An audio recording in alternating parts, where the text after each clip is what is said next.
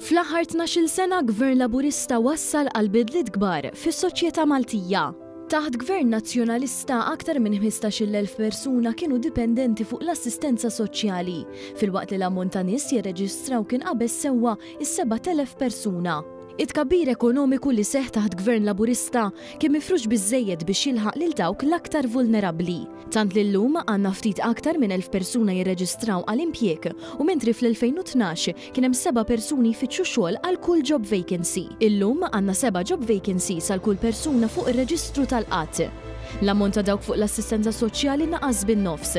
Is-single parents li huma sidin ta' darhom irdupjaw, mentri l-proporzjon tal-popolazzjoni f'sitwazzjoni ta' ċaħda materjali severa huwa 4% jew lanqas rata qatt osservata fl-istorja.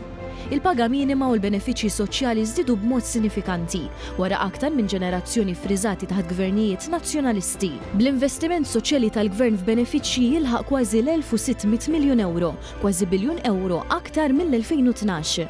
Wara 12 sena ta' Gvern Laburista, Malta tinsab l-ewwel fl-Ewropa fl-indiċi tal-libertajiet ċivili.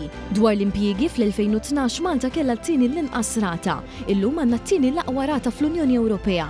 Dan minħabba miżuri fiskali qawwija bħal childcare b'xejn, l-in-work benefit u tapering ta' benefiċċji soċjali.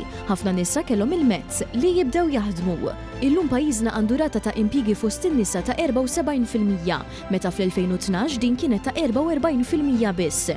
Fil-qasam ambjentali fl-aħħar 12 sena, l-emissjonijiet ras għal ras f'pajjiż naqsu bi 13%.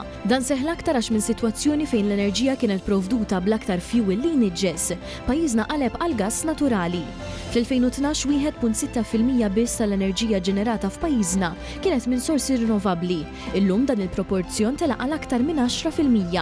Dan apparti li Gvern Laburista wettaq bosta proġetti infrastrutturali li modernizza pajjiżna fosthom dak tal-proġett tal-Marsa.